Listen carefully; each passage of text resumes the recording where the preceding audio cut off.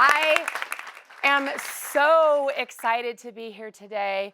Our very first two change makers are going to come out here and share their story. Heather and Raffaella teach in the York Catholic School District School Board in Ontario, Canada.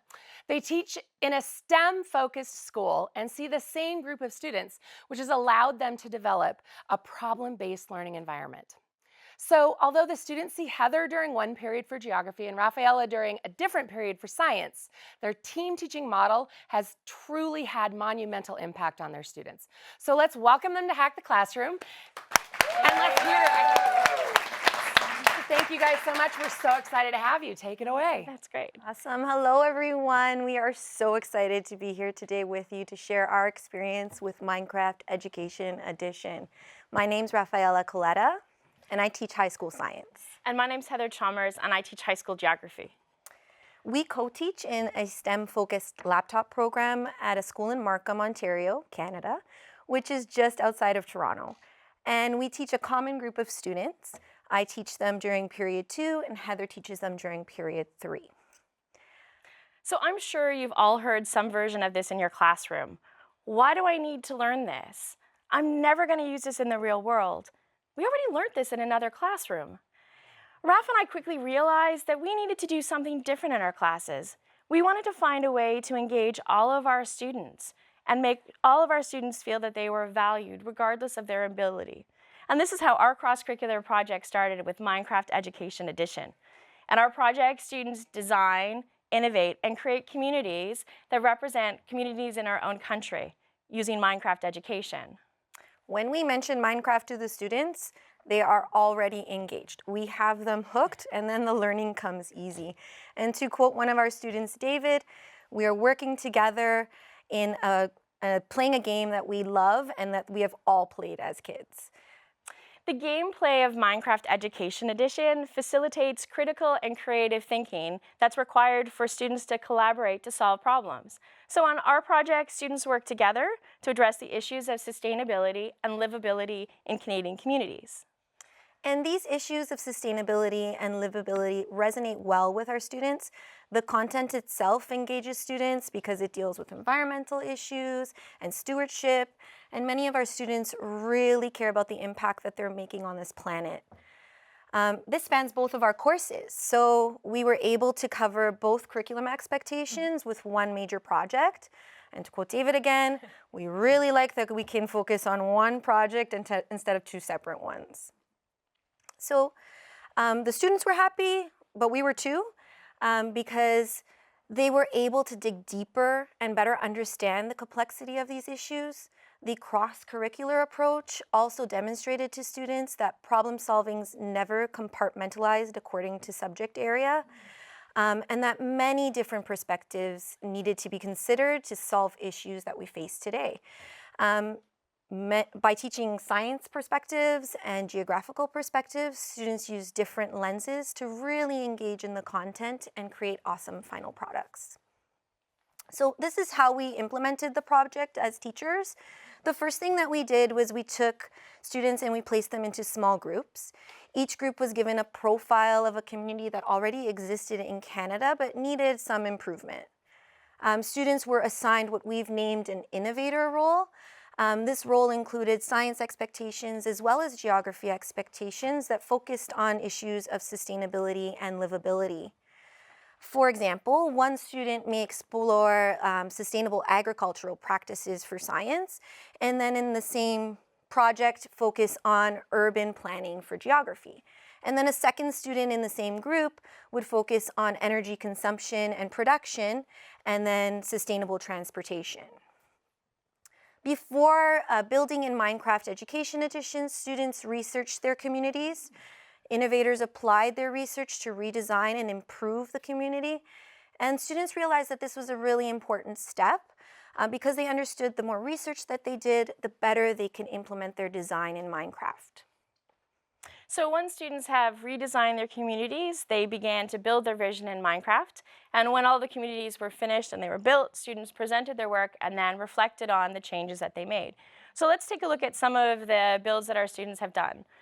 So one of the focuses for a lot of our students was looking at agricultural practices. So in the pictures that you can see, a lot of our students focused on building vertical farms, and it was a great connection between science and geography.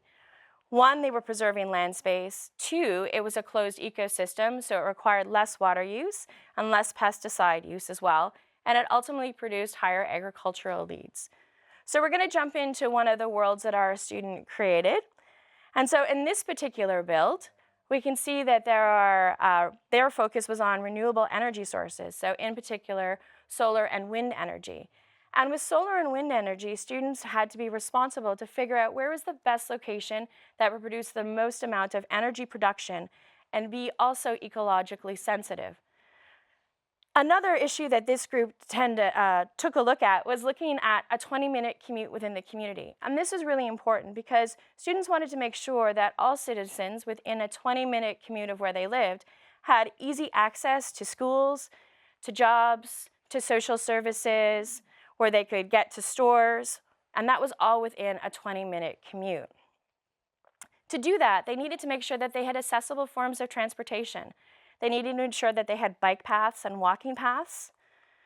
And what was really interesting about this particular group, they also focused on the social needs of the community, and they put a lot of co-housing options. One of the things that they identified that was really important is that seniors were feeling left out of communities.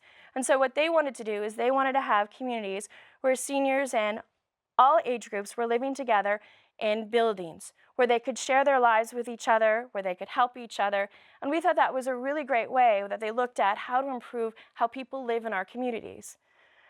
And lastly, being in Canada, we have to deal with the climate variations. So this group also took a look at building vertical farms so that they could have fresh food for longer periods of time.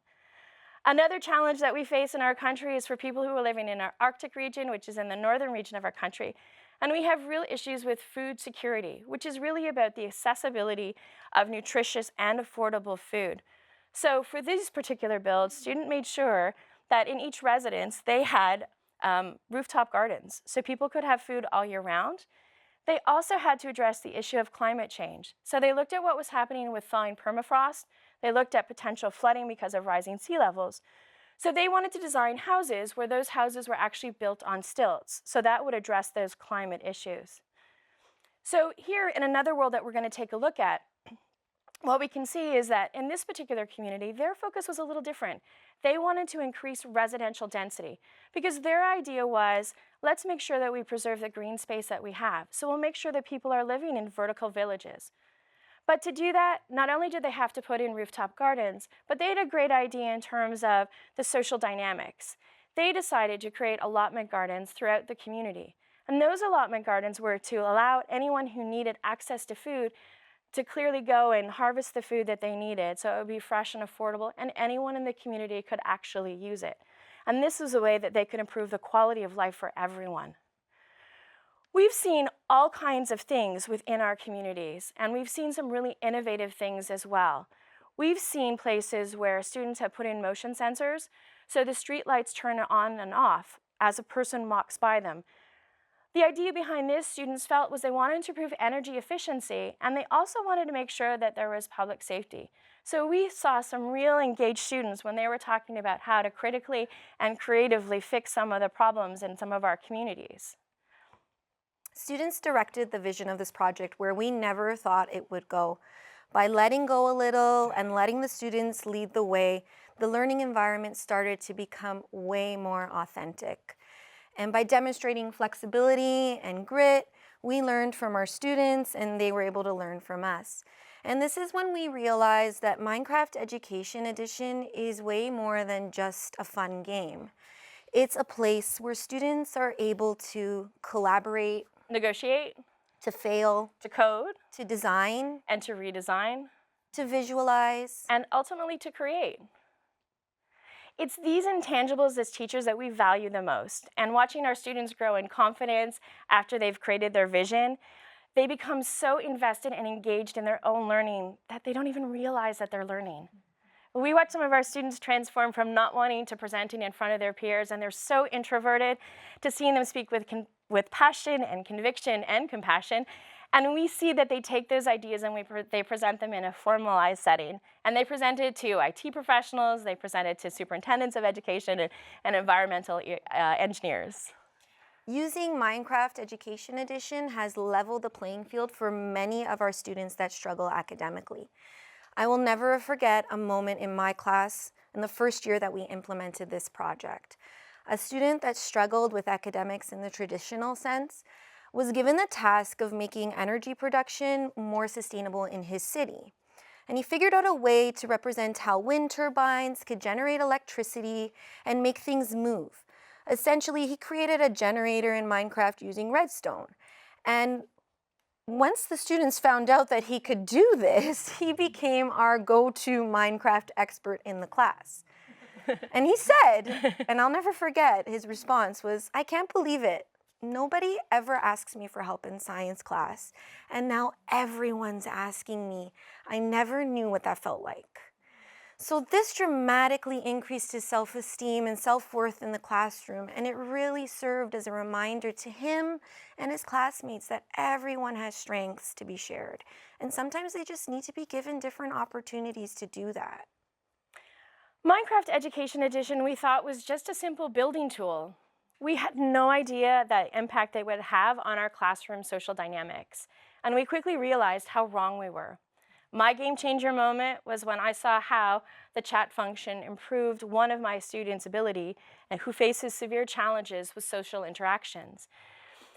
He had a challenge and he came to me and he said, "I really want to do this design in my community, but I don't want to talk to my group members." And I said to him, as a typical teacher, "Go back to your group." And he went back to his group and I kind of held my breath to see what would happen. And the chat function popped open in Minecraft and he typed, "I don't feel comfortable talking face to face, but here's what I'd like to do, and here's how I think we can do it." And I waited for the reply, and my students thankfully didn't disappoint.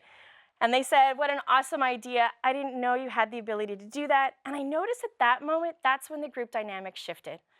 This student now had a voice that he didn't have before. So imagine the possibilities for students who have exceptionalities or students who are on the autism spectrum. Minecraft Education Edition allows all students an equal entry point in the classroom to become active participants. And as a teacher, I want all of my students to experience those successes and feel valued. And working together in Minecraft allow the other group members to value and appreciate the talents of their fellow student. So if this sounds like something that you would like to bring into your classroom, here are some tips that we have. Firstly, you do not need to be an expert in Minecraft to implement Minecraft into your classroom. Allow yourself to learn with the students. They're the experts. This is a reminder that the best part of teaching is that we get to learn every day alongside them. Here's a prime example of us learning with our students. Our students wanted to take what they built in Minecraft, export it, and then 3D print it. And we had never done that before. So here you can see our first adventure. This is a house that's missing part of its roof. For us, this was a great lesson in engineering, reconsidering structural supports, and a lesson in patience for our students and our teacher librarian who helped us on our 3D print journey. We started with a print time of 12 hours, and then we tinkered, and we finally got down to about a 2-hour print time. So next, reach out to other educators, Microsoft Innovator educators and experts, Minecraft Edition mentors. For us, this is how it changed the nature of our projects, because we realized now we had a community of people that we could go and ask questions, we could seek advice, and share our common experiences. And within this group of people, there's a wealth of knowledge. They share lessons, they share their own projects, they share their worlds, and it's an amazing opportunity to connect and see what other people are doing across the globe. And lastly, persevere. Things will never go according to your plan, but sometimes that's the best thing for learning, and this is where we've seen the most gains. The feedback from students and people that have interacted with our classes has been amazing, and Minecraft Education Edition has opened the door to this learning and student engagement. So our classroom has gone from this place of, "Oh, miss, we already learned this in another class. Do we really need to do this again?" to, "Can we learn how to do this?" And it's been great. So this is all possible because Minecraft Education Edition provides students with a hook and a place where they can bring their ideas to life. And we can't wait to see where the next iteration of our project will take us in Minecraft education. Thank you guys so much. Oh my gosh. Kid you not, I'm standing over there, and when you told me the story of, I'm gonna get all teary again. You told me the story of the student who was failing and struggling to learn and finally felt valued and appreciated. You all have those kids in your class. I know I did. And I get teary when I think about that. This is what I'm talking about, teachers being change makers. This is huge, and you've absolutely changed the life of every one of your students. So let's give them a big round of applause again. Super excited.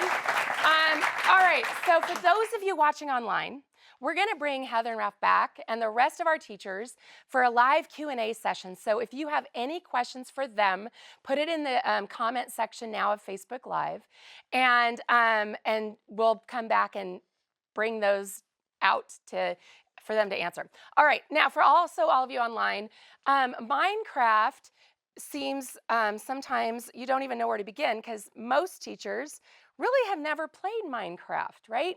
So I wanted to show you, we've put together a bunch of resources for you tied to all the speakers you're going to hear today on what you can do to get started. So if you were inspired by Heather and Raph and their project they did and you want to know how to get started, go to our speaker page. The URL is on the screen for you. And at the bottom of our speaker page, we have put together all kinds of resources to get you started. So in the Computer Science, STEM, and Minecraft Education Edition section, you'll see, and where I really suggest you start, is our Minecraft Journey series of courses. It's 10 courses, and they're there to get you from how to install it, how to get started, all the way through projects like Rafe and Heather were doing, and even to how to use Code Connector and bring that in. So definitely check out these resources, dig in, and that will get you up and going.